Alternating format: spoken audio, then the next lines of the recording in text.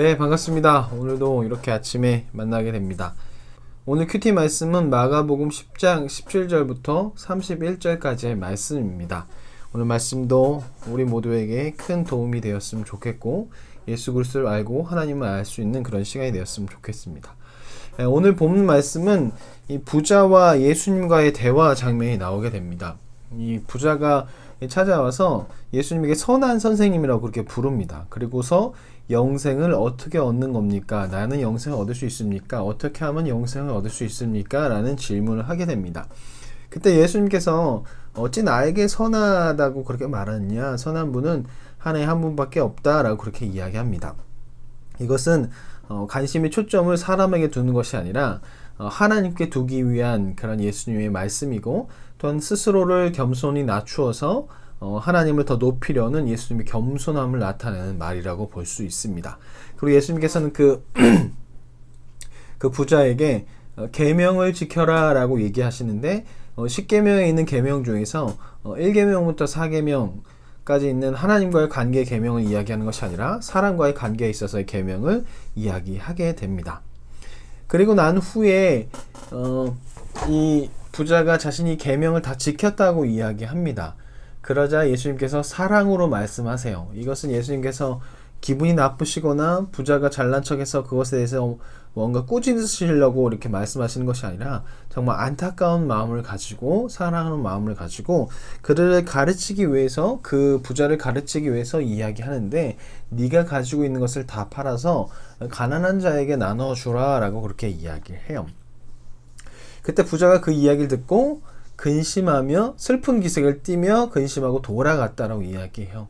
우리가 가지고 있는 재산을 다 바친다는 건 쉬운 게 아닙니다. 가진 게 많을수록 더욱더 포기하기가 어렵죠. 얼마 전에 끝났던 이태원 클래스를 보면 장가 회장이었던 사람이 점점 가질수록 남의 것을 더 가지려고 하죠. 그러다 보니 비리를 저지르기도 하고 온갖 불법을 저지르고, 결국 그 이태원 클래스에서 박세로의 것을, 그 작은 것을 빼앗으려고 별의별 방법을 다 하잖아요. 가진 사람은 더 많은 것을 가지려고 하고, 그러다 보면 불법과 편법을 사용하게 되고, 그러면 결국 약자의 것을 빼앗는 일도 벌어지게 됩니다. 돈의 우상이 되어버리면 하나님과 동시에 섬길 수 없음을 이야기합니다. 즉, 돈을 사랑하면 나는 하나님과 돈을 같이 사랑할 수 있어 라고 이야기하지만, 실제적으로는 그것이 너무나 어렵다는 거예요. 점점 가진 것이 많아질수록 나는 이제 많이 가졌으니까 다른 사람이 베풀어야지 하는 것보다는 난 더 많이 가질 거야, 아직 부족해 라는 생각 때문에 점점 가진 것이 많을수록 더 채우기 위해서 하나님과의 관계 시간도 빼앗기게 되고, 예전처럼 예수님과의 그 관계를 계속 갖는 것이 아니라 결국 돈과의 관계를 계속 갖기 때문에 예수님께서는 이런 말씀을 하시는 겁니다. 돈이 우상이 되면 안 된다, 하나님과 경험하여 섬길 수 없음을 이야기하게 되는 것이죠. 그리고 난 후에 예수님께서 이제 예수님께 제자가 찾아와서 질문하는 거예요. 아까 부자에게 한 이야기가 도대체 어떻게 된 것인가 라고 궁금해서 물어보는 거죠. 왜냐하면 당시에 유대인들의 생각 안에는 어떤 생각이 있었냐면, 이 부자들은 하나님께 복을 받은 사람이라고 생각했습니다. 부자에게서 있는 부와 명예는 하늘로부터 하나님께서 주신 부와 명예라고 생각했던 거예요. 그러다 보니까 부자들은 당연히 하나님 나라의 백성이고 하나님 나라에 들어갈 것이라고 그렇게 사람들은 생각했어요. 그런데 예수님께서 그 부자에게 그렇게 말씀하신 장면을 보고서 깜짝 놀란 거죠.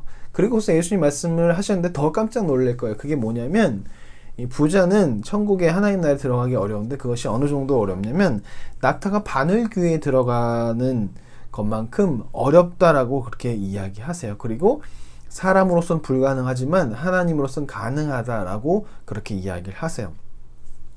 이 이야기가 여러 가지 당시에 전설, 내려오는 이야기 중에서 여러 가지 이야기가 있습니다. 낙타가 바늘귀에 들어가는 것이 말이 안 되잖아요.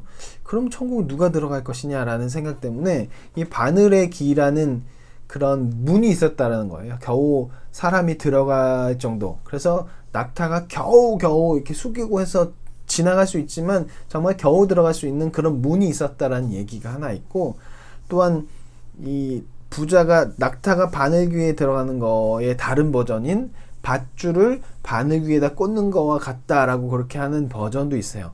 그런데 이것은 사람이 천국 들어가는 것이, 부자가 천국 들어가는 것이 그만큼 어렵다면 누가 들어갈 것인가 라는 그런 생각을 조금 합리화하려고 하는 것인데, 여기서 예수님께서 말씀하신 것은 천국 들어갈 수 없다가 아니라 사람으로서는 천국에 들어갈 수 없다라는 거예요. 당시의 부자들은 다 천국에 들어갈 것이라는 그 생각을 갖고 있었기 때문에 그것을 깨기 위해서 예수님께서는 부자는 절대로 거의 천국에 들어갈 수 없다. 사람의 힘으로는 천국에 들어갈 수 없고 하나님의 힘으로만, 하나님만이 가능할 수 있다라는 것을 강조하기 위해서 이 예화를 든 것이죠. 그래서 이 예화를 들고 난 후에 사람으로는 가능하지 못하지만 하나님으로는 가능하다는 얘기가 바로 그 뒤에 나오는 이유입니다. 그리고 난 후에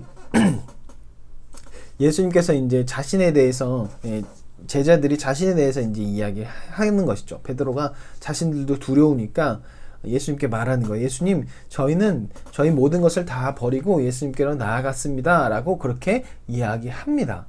자신들을 실제로 버렸거든요. 그 질문에 대해서 예수님께서 대답하세요. 나와 복음을 위하여 버린 자는 다 하나님 나라에 들어갈 것이고 이 땅 가운데서도 복을 얻고 이 고난과 함께 겸하여 복을 받는다라고 그렇게 이야기해요. 그리고 먼저 된 자가 나중되고 나중된 자가 먼저 될 수 있다라고 그렇게 이야기를 하게 됩니다. 이것은 실제적인 베드로에 대한 질문의 대답이 될 수 있는데요. 나와 복음을 위하여 버린 자가 복을 받는다, 하나님 나라에 들어간다고 얘기해요. 이것은 무엇이냐면 예수님만을 위해서 버린 자는 그렇지 못하다는 거예요. 이것을 좀 더 쉽게 말하자면 지금까지 현재로서 제자들의 그 시선은 예수님에게만 있습니다. 그 예수님이 일으키신 기적과 그 놀라운 그런 표적들, 그리고 정치적인 메시아, 승리 메시아, 그것만 보고 있는 거예요. 근데 예수님께서 말씀하시는 거예요. 그것만 보는 사람은 하나님 나라의 기업을 받는 것이 아니다. 그것과 함께 복음, 예수 그리스도께서 십자가에 죽으시고 부활하신 것, 그것을 믿고 사회의 약자를 위해서 내려오신 것, 섬기는 자가 되는 것, 낮아지는 자가 되는 것, 그것을 따르는 사람이 하나님 나라의 기업을 받는다고 이야기하는 거죠. 그런데 제자들은 아직까지 그것, 낮아지고 섬기는 것을 하지 못하고 승리하는 것, 더 높아지는 것을 보고 있는 것이죠.